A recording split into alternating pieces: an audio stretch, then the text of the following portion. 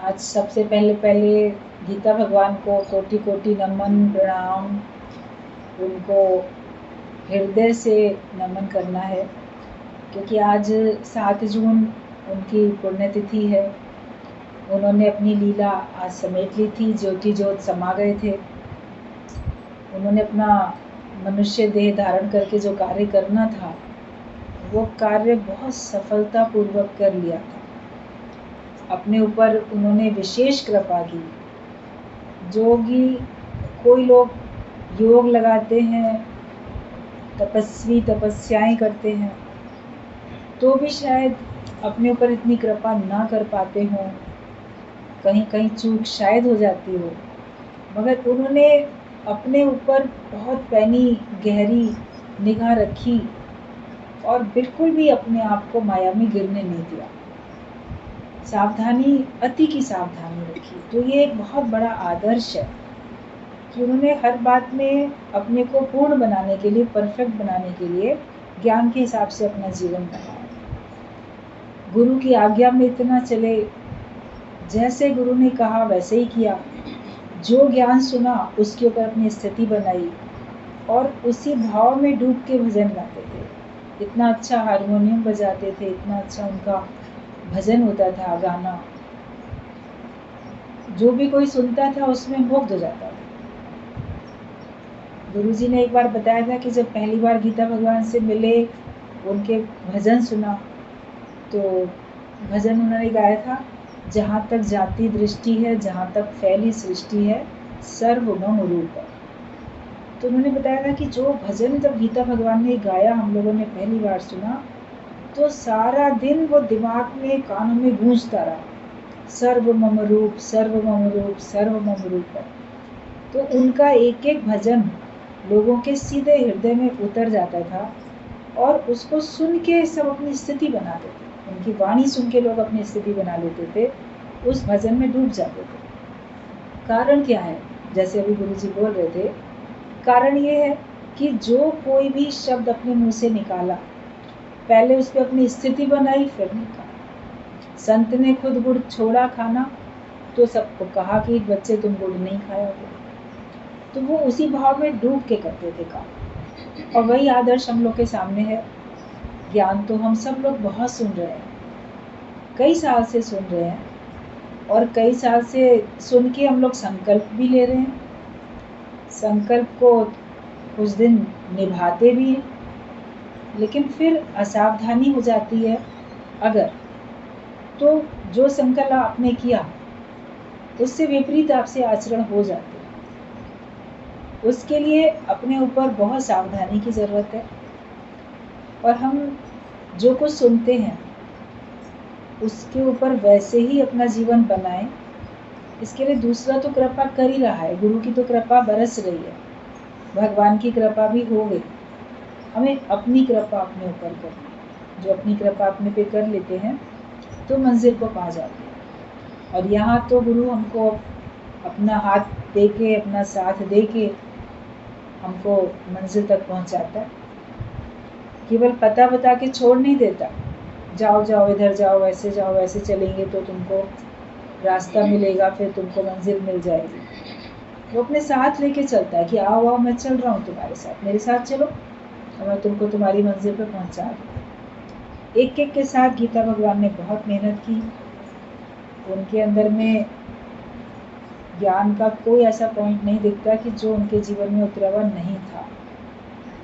प्रेम सबके लिए, भेदभाव नहीं, अपनापन सबके लिए, निष्काम कार्य उनको बहुत पसंद था।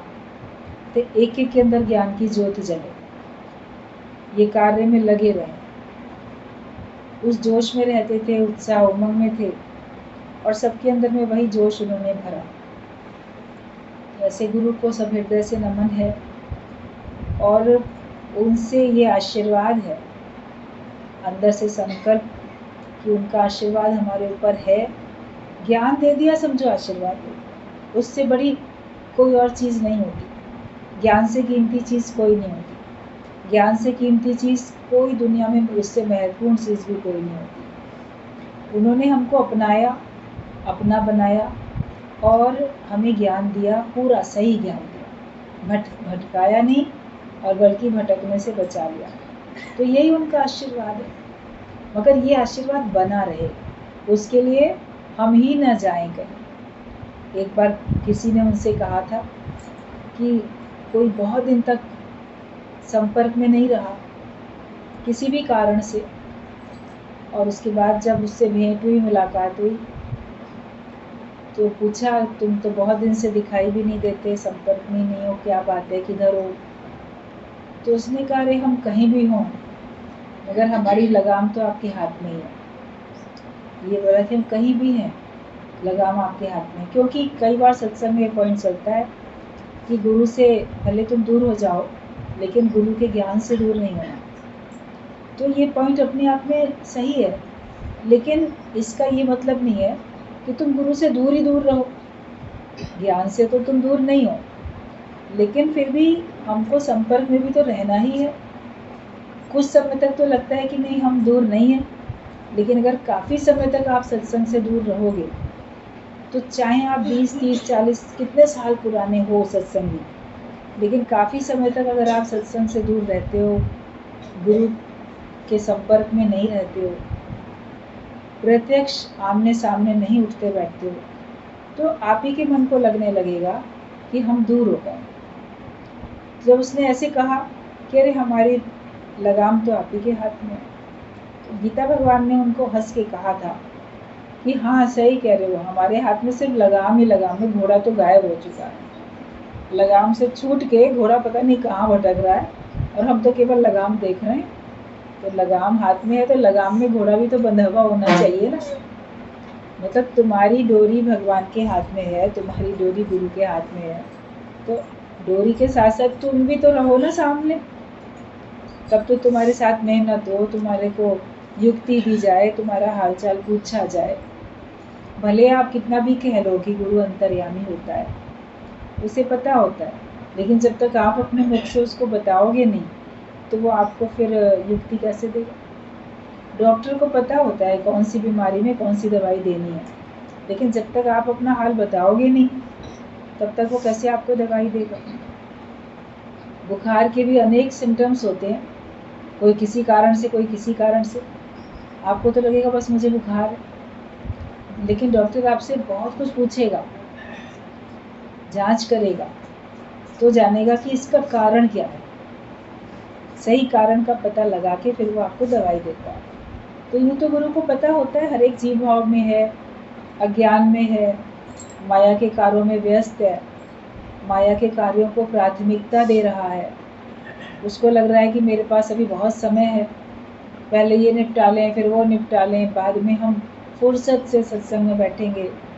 अंदर में प्रेम भी है गुरु के लिए, सत्संग के लिए प्रेम भी है, अपना जीवन बनाना भी चाहते हैं, लेकिन कभी कभी ऐसा मन हो जाता है कि अच्छा पहले जल्दी ये काम निपटा लें ताकि छुट्टी मिले, छुटकारा मिले, जिम्मेदारी पूरी हो जाए। मगर देखते हैं कि एक ना एक जिम्मेदारी आगे आगे आती चली जाती है। जब तक है जिंदगी फुर्सत ना होगी काम से, आपके काम से फुर्सत मिलने वाली ही नहीं है। कभी कोई काम, कभी कोई काम, नेक्स्ट डे पता नहीं कौन सा काम तैयार खड़ा है आपके लिए। तो अपने सत्संग को अगर हम प्राथमिकता देते हैं, फर्स्ट प्रायोरिटी, 1000 काम, लाख काम, करोड़ काम छोड़ के भी पहले सत्संग, तो हम इस कार्य में लग के अपना जीवन बना सकते हैं। वरना वो तो छोटे मोटे काम और बड़े ज़रूरी आते ही रहेंगे। आप बिल्कुल लास्ट में निवृत्त होकर सोचो कि सब जिम्मेदारियों से मुक्त हो गए, उसके बावजूद भी जिम्मेदारी है। लोग कहते हैं बच्चों की शादी कर दें बस, उसके बाद कोई जिम्मेदारी नहीं। लेकिन जितने लोगों ने अपने बच्चों की शादी कर दी, क्या उसके बाद उनकी कोई जिम्मेदारी अभी नहीं बची है? क्या मन कहता है कि मैं बिल्कुल फ्री हूँ? जब आपने लड़की का कन्यादान कर दिया, उसको आपने उसके ससुराल भेज दिया, दे दी, सौंप दी ना दूसरे को, दान में दे दी, तो अब उसमें चिंता क्या करनी? अब उसकी तुम्हारी क्या जिम्मेदारी है? या आपके बेटे की शादी हो गई, आपने उसके साथ एक उसको पत्नी दे दी, जो कि उसका काम करे, उसको साथ दे। सौंप दिया उसको, जिम्मेदारी तुम्हारी खत्म है, मगर फिर भी जिम्मेदारी होती है। उसके बावजूद भी हम देखते हैं कि सभी लोग अपने बेटा अपनी बेटी उनका विवाह करा देने के बाद भी उनमें लिप्त है, और वो लोग भी उनको बांधते हैं और अपना मन भी बांधता है। जिम्मेदारियां उनमें बढ़ती जाती हैं। बिल्कुल टोटल फ्री कोई जो अपने पे कृपा करता है वो हो पाता है कि नहीं, अब मेरी कोई जिम्मेदारी नहीं है, तुम जानो, तुम्हारा काम जानो। हमने अब आंख बंद कर ली और हम केवल परमार्थ के रास्ते पे चल रहे हैं। जो अपने पे विशेष कृपा करता है वो ही आगे बढ़ पाता है, वरना बेटा बहू, फिर उसके बाद उनके बच्चे, उनके बच्चों की जिम्मेदारी देखो, बेटी दामाद है फिर उसकी जिम्मेदारी देखो, ससुराल में उसको कोई प्रॉब्लम है तो उसको तुम सॉल्व करने दौड़ी जाओगी, कहीं कुछ कहीं कुछ। तो जिम्मेदारियां कब खत्म होती हैं? और मान लो वो भी सारी जिम्मेदारियां आपकी धीरे धीरे करके खत्म हो गई, नहीं है, तो लास्ट में आप देखोगे तो भी आप फ्री होके भगवान का नाम नहीं ले पाते हो, सत्संग में नहीं आ पाते हो, क्योंकि फिर आपको अपने शरीर की जिम्मेदारी बहुत हो जाती है। अभी यहाँ दर्द है, अभी यहाँ दर्द है, अभी ये बीमारी, अभी ये परेशानी, अभी अब डॉक्टर को दिखाने जाओ, अब ये टेस्ट कराओ, अब ऐसा करो। तो इस माया में उलझ जाते, शरीर की माया में उलझ जाते। एक बार सत्संग में बात चल रही थी, जब शुरुआत होती है जीवन की, टीनेज के बाद यंग एज आती है, तो तुम को लोग बाग दिखाते हैं, वे तुमको देखने आ रहे हैं शादी करने के लिए, आज फलाने जगह से रिश्ता आया, इधर से आया। तो लड़की को देखने अनेक रिश्ते आते हैं, लड़के को देखने के लिए भी तो देखा दिखाई चलती रहती है, ये देख लें वो देख लें, किससे शादी करें। मतलब पहले देखने में बिजी रहते हो, उसके बाद देख के उनमें अटक गए, और लास्ट में बुढ़ापे में अपने को दिखाने में बिजी रहते हो। आज इस डॉक्टर को दिखाना है, उस डॉक्टर को दिखाना है, आज आँख वाले डॉक्टर पे जा रहे हैं, आज हड्डी वाले डॉक्टर पे जा रहे हैं, आज कान वाले डॉक्टर पे जा रहे हैं। तो आप सभी को फिर दिखाने में लगे पड़े, तो फ्री कहाँ हुए? शरीर की माया बड़ी माया, अपने आप से नहीं आना जाना कर सकोगे, फिर दूसरे का सहारा लोगे, और दूसरा फ्री होगा और चाहेगा तब आपको सत्संग में लाएगा। नहीं फ्री होगा और नहीं चाहेगा तो बोलेगा घर में बैठ के नहीं नाम लिया जा सकता भगवान का, तो दौड़े जा रहे हो, घर में बैठ के भगवान का नाम लो। जाने की ज़रूरत क्या है? जब चला नहीं जाता तो जाने की ज़रूरत क्या? लोग ये बोलेंगे, फिर आप बोलोगे इन्हीं लोगों के कारण से जब मैं चल सकता था, जब मैं जा सकता था, तब मैं नहीं गया, क्योंकि मैंने इनकी जो भी आवश्यकता थी उसको पूरा कराने में कोऑपरेट किया, सहयोग किया।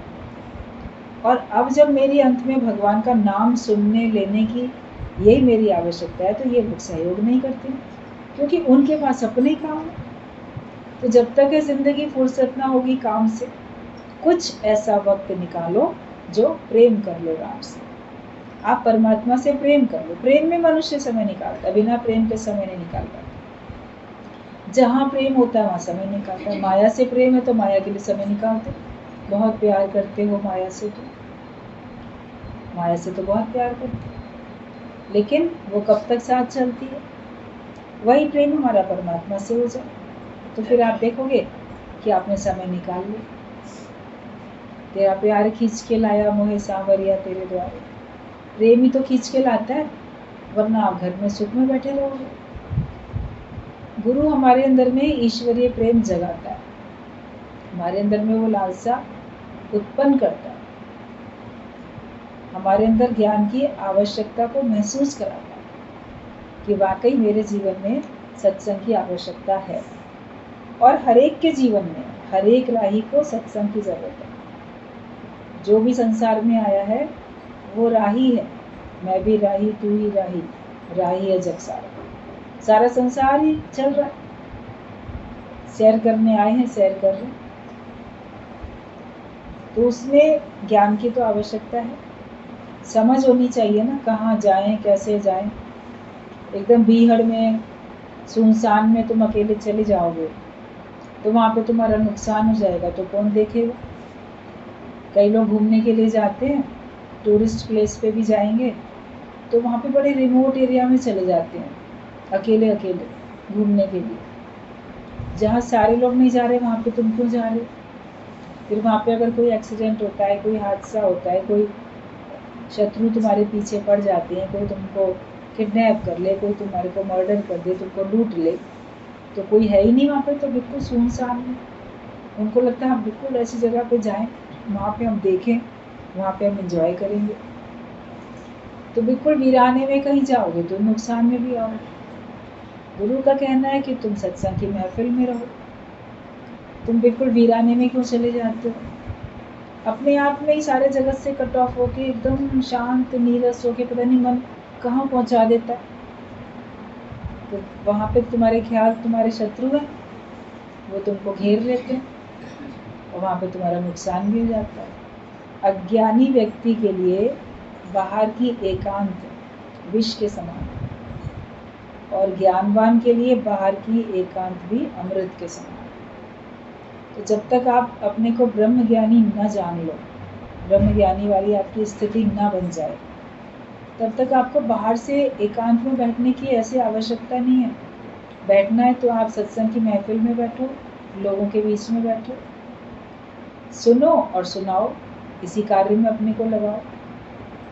फिर अगर मान लो एकांत में आपको बैठने का अवसर मिलता है, घर में कोई नहीं है या कभी सब लोग कहीं और गए हैं, रेस्ट कर रहे हैं, सो रहे हैं, आप अपने आप अकेले हो, तो उसमें साथी बना ले ओम को, भगवान को अपना साथी बनाओ। उसमें भी अकेले मत रहो, मैं अकेला हूँ, बोलो मेरा भगवान मेरे साथ है, गुरु का ज्ञान मेरे साथ है।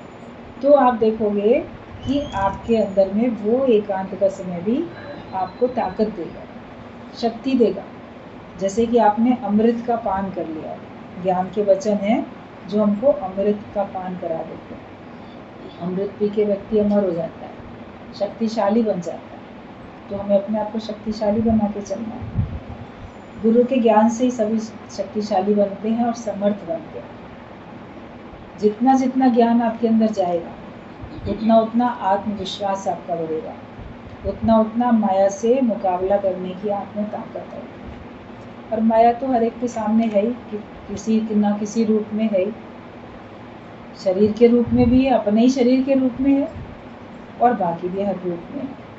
तो बिना ज्ञान हर कोई धोखा ही खाए, प्यासा ही आए और प्यासा ही जाए। मन प्यासा प्यासा आया और दुनिया से प्यासा प्यासा चला जाएगा, उसकी प्यास बुझती ही नहीं है। बिना ज्ञान के उसके अंदर फुल स्टॉप नहीं आती है। वरना ये मिल जाए तो मैं तृप्त हो जाऊंगा, अच्छा ये मिल जाए तो हो जाऊंगा। सब कुछ मिल जाने के बाद भी तो भी नित नई आस है, नित नई प्यास है। कोई कहाँ तक इसको बुझाए? हर एक के अंदर जीव भाव है, तो नित नई आस और नई प्यास, तो कहाँ तक वो इसको बुझा सकता है? पूरी होती नहीं है, पूरी होती है ज्ञान से। वो गुरु ने दिया, ज्ञान का ऐसा अनमोल खजाना दिया कि अब हमारे अंदर में, अपने अंदर ही हमको खजाना दिख रहा है। अब अपने अंदर ही हमने सब कुछ पाया, मैंने अपने में ही पाया, सब कुछ हमारे अपने अंदर है। और हम तृप्त हो जाते हैं अपनी आत्मा से, आत्मा में संतुष्ट। स्थित प्रज्ञ के लक्षण भगवत गीता में लिखे हैं, आप पढ़ के देखो। बोला गया है कि ब्रह्म ज्ञानी जो होता है, जिसकी बुद्धि स्थिर होती है, वो अपनी आत्मा से, अपनी आत्मा में संतुष्ट रहता है। किसी पदार्थ के मिलने से संतुष्ट नहीं होता है, वो अपने आप में ही तृप्त है, अपने आप में ही संतुष्ट है। तो अपनी संतुष्टि हमें अपने अंदर खोजनी है, ढूंढनी है, उस पर स्थिति बनानी है। और इसमें गुरु का ज्ञान हमारी सहायता करता है। बिना ज्ञान के तो सब ठोकर ही खा लेते। तो सब अपने को बहुत भाग्यशाली समझो कि हमको सबको सच्चा गुरु मिला, सच्चा सत्संग मिला, जिसके मिलने से हमको हमारी मंजिल का पता चला और हम अपनी मंजिल पर पहुंच गए।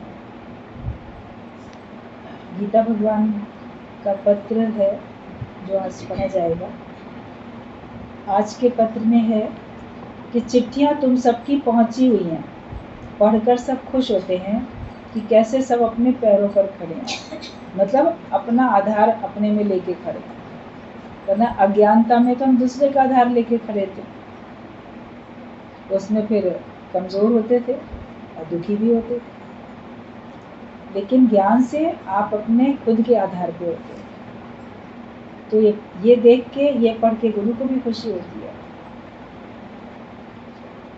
सब तुम लोगों की मेहनत और विश्वास का फल है। गुरु अपने ऊपर भी नहीं लेते कि मेरी मेहनत है तो तुम लोग अपने पैरों पे खड़े हो गए। जो सुनने वाला होता है वो तो गुरु के शुक्राने गाता है, वो गुरु को ही क्रेडिट देता है कि आपने हमको सब कुछ दिया, आपने इतना योग्य बनाया, इतना ज्ञान दिया। गुरु तुम नहीं होते, तुम नहीं मिलते तो हम पता नहीं कहाँ होते। आप ही ने हमारे को भरपूर किया। लेकिन गुरु क्या कहते हैं कि तुम्हारे विश्वास का और तुम्हारी मेहनत का फल तुमको मिला।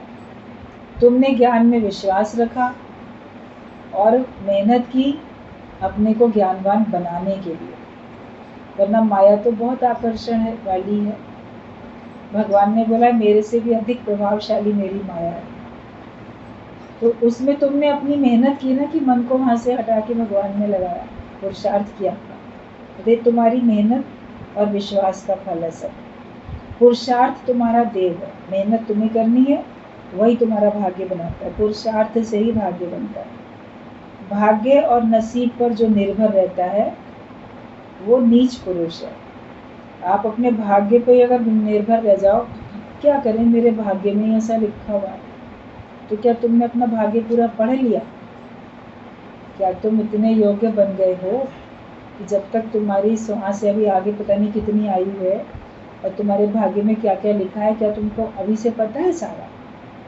हमारे तो भाग्य में ही भगवान ने ये लिखा है। तो तुम भाग्य को पढ़ने वाले तो हो नहीं, लेकिन मेहनत नहीं करना चाहते। इसलिए जो परिस्थिति आती है उससे उभरने के बजाय भाग्य के भरोसे बैठ जाते हो, क्योंकि आलसी हो, क्योंकि मेहनत नहीं करना चाहते। जो कामचोर व्यक्ति होता है ना, वो काम नहीं करना चाहता। हम अपने से ही मेहनत नहीं करना चाहते, हम ज्ञानवान नहीं बनना चाहते। तो भाग्य और नसीब पर जो निर्भर रहता है कि भाग्य में होगा तो मिल जाएगा, ठीक है, भाग्य में होगा तो मिलेगा, लेकिन पुरुषार्थ करने से मिलेगा ना, ऐसे थोड़ी मिल जाएगा। कोई भी चीज़ बिना मेहनत के नहीं मिलती। सत्संग के लिए भी आना पड़ता है, सुनना पड़ता है, जीवन में उतारना पड़ता है।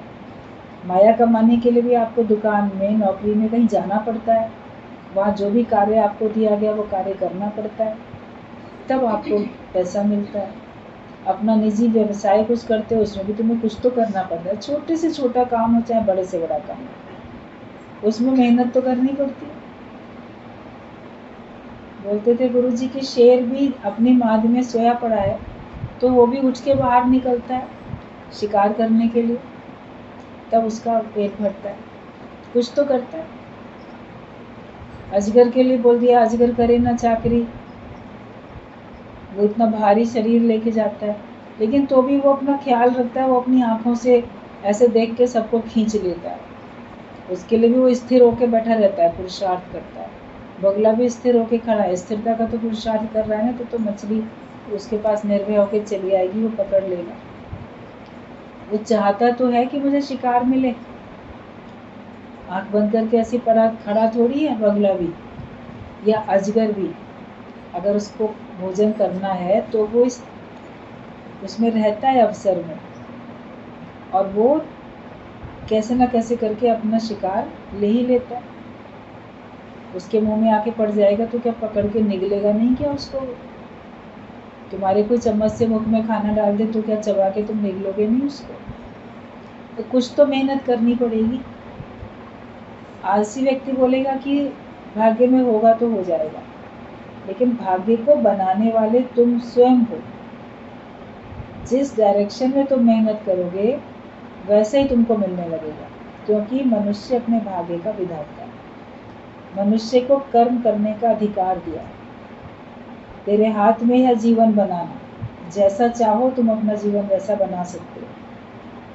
अभी सबने सत्संग की राह पकड़ी, यहाँ का जीवन बनाना चाहते हैं तो इधर आपको मंजिल मिलती है, रास्ता मिलता है।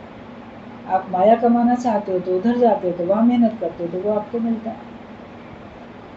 लेकिन माया फिर भी पुरुषार्थ कम और भाग्य अधिक, और भगवान आपके भाग्य में है, लेकिन पुरुषार्थ आपको भगवान के लिए करना पड़ता है। और वहाँ जितना पुरुषार्थ करोगे तो भी भाग्य में जितनी होगी उतनी मिलती है। बिना पुरुषार्थ के तो कुछ नहीं होगा, मेहनत करनी ही पड़ती है। तो जो भाग्य नसीब पर निर्भर रहता है तो वो नीच पुरुष है।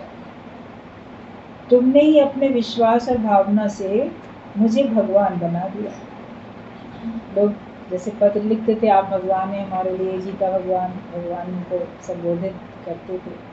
तो बोले कि तुमने ही अपने विश्वास और भावना से मुझे भगवान बना दिया। भक्त नहीं होता तो भगवान कैसे नाम पढ़ता? कोई बोलने वाला होता है ना, तभी तो वो नाम पढ़ता है। बोले तुम ही अपनी भावना से भगवान करके देखते हो, बाकी तो सभी जगह भगवान है। मानो तो भगवान है, ना मानो तो पत्थर। कण कण में भगवान है मान लो तो, नहीं मानोगे तो कुछ भी नहीं। तो तुम्हारी भावना ही तो वहाँ पे भगवान का भाव रख के उसको भगवान बनाती है। गुरु को भी तुम भगवान के भाव से देखते हो, मानते हो, तो तुम्हारे लिए भगवान के रूप में दिखता है। वरना कृष्ण भगवान को भी जिसने भगवान नहीं जाना तो वो तो साधारण ग्वाला करके संबोधित करता था, दुर्योधन।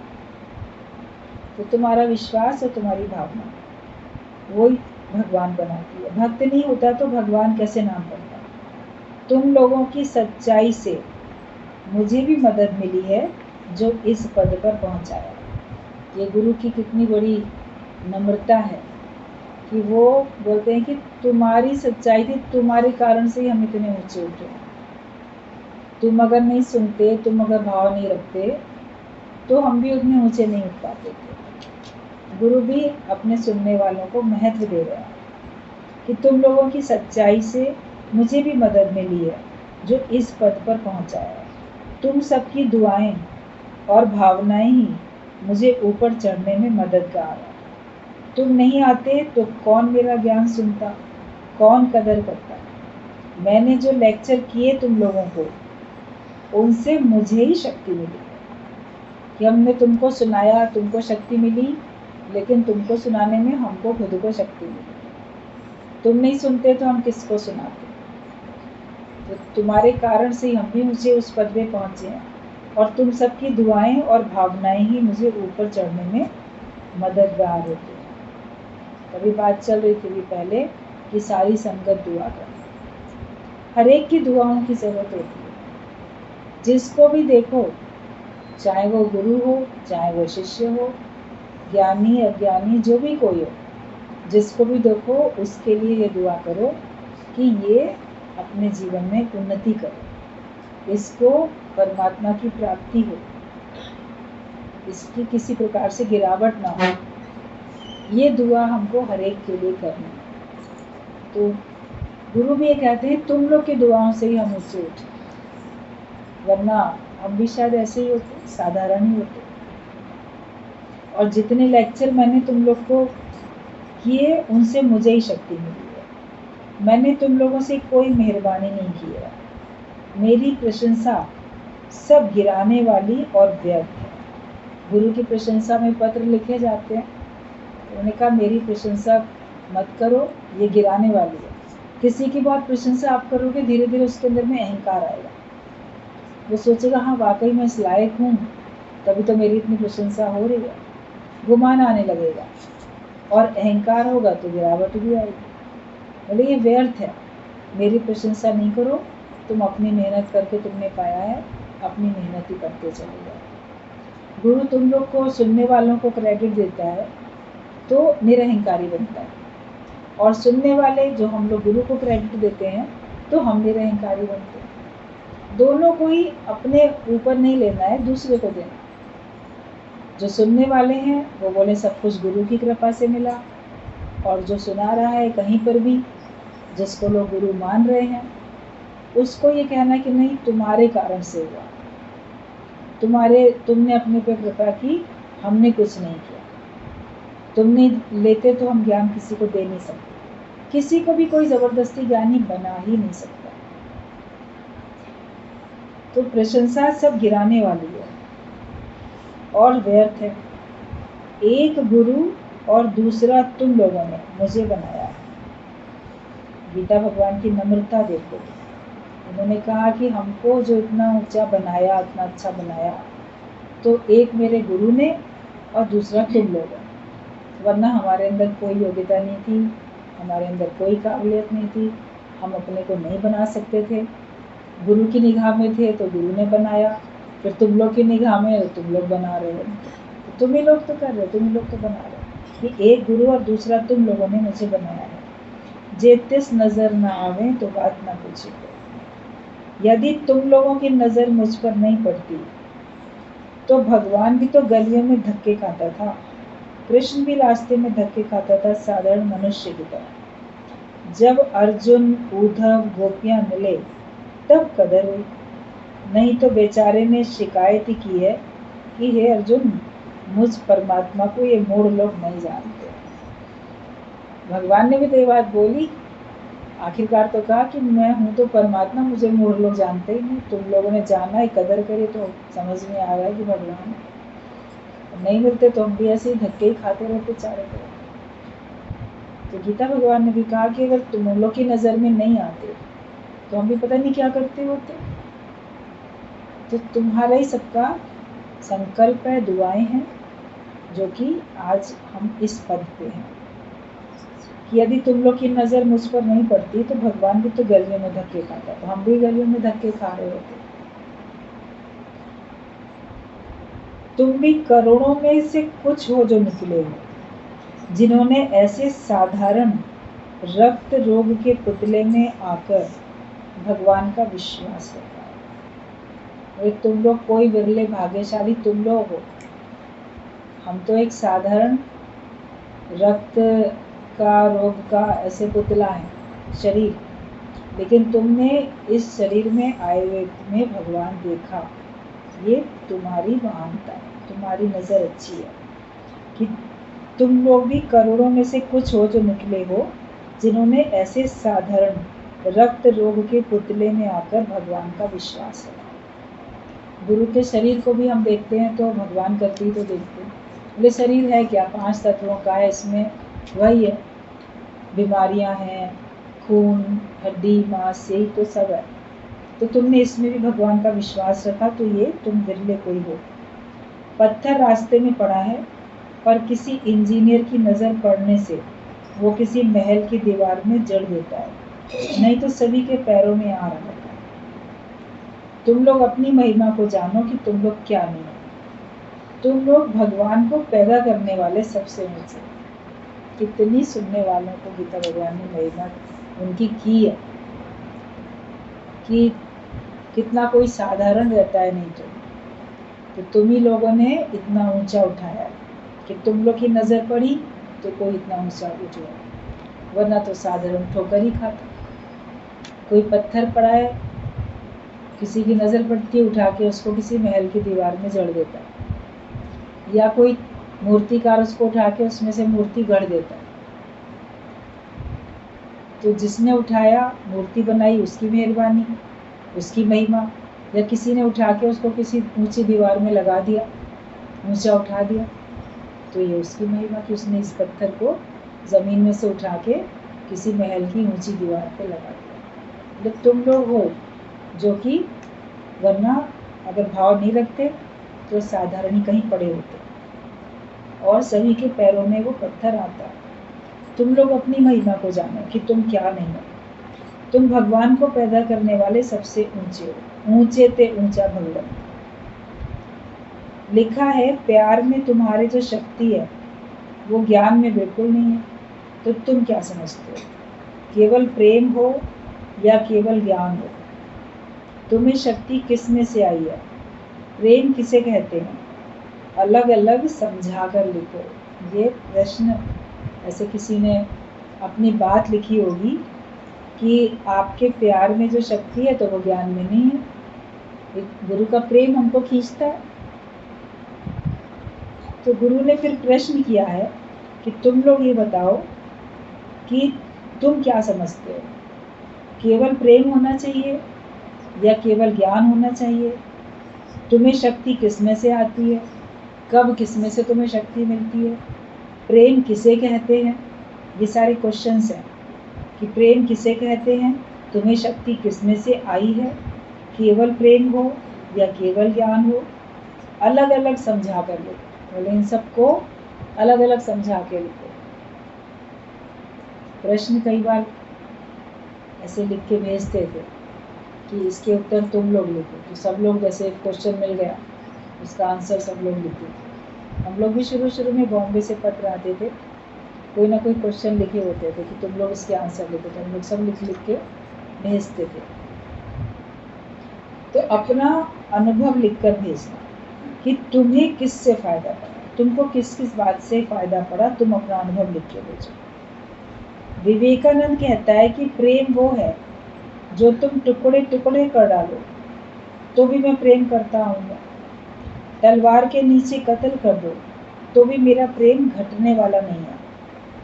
ऐसा नहीं है कि तुमने प्रेम नहीं किया तो मैं भी नहीं करूँगा।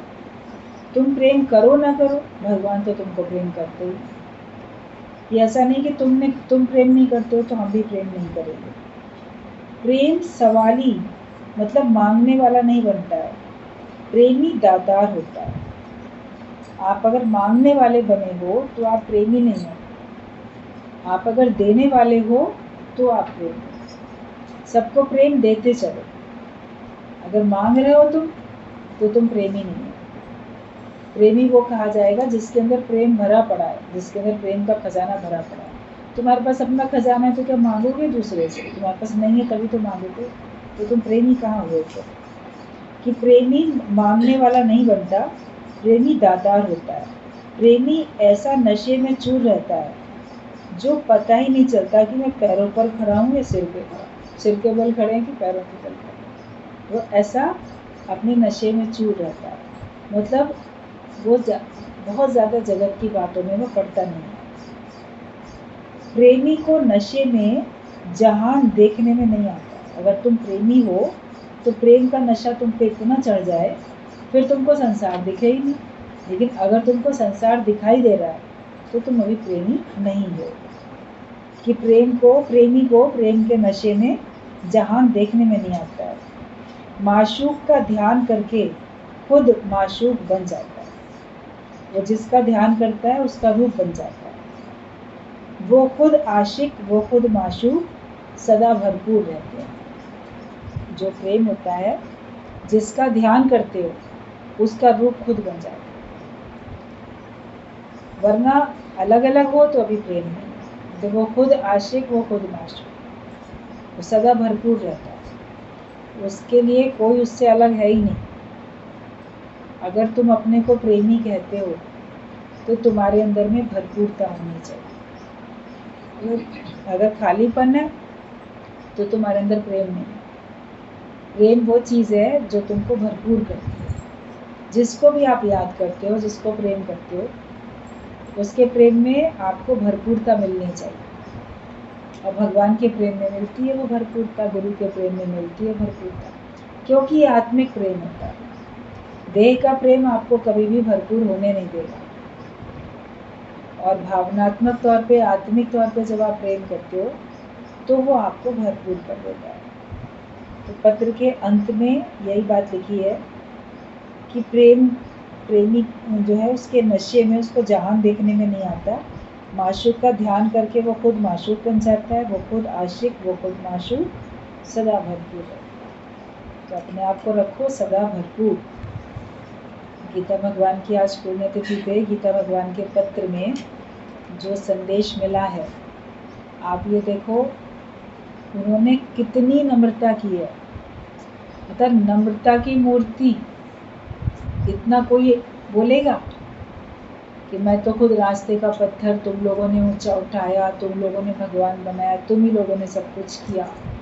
अपने को बिल्कुल जैसे ज़ीरो कर दिया कि हमको गुरु ने बनाया या तुम लोगों ने बनाया, हमने कुछ नहीं किया। और तुम्हारी भावना ही और तुम्हारी मेहनत तुमको ऊंचा उठा रही है।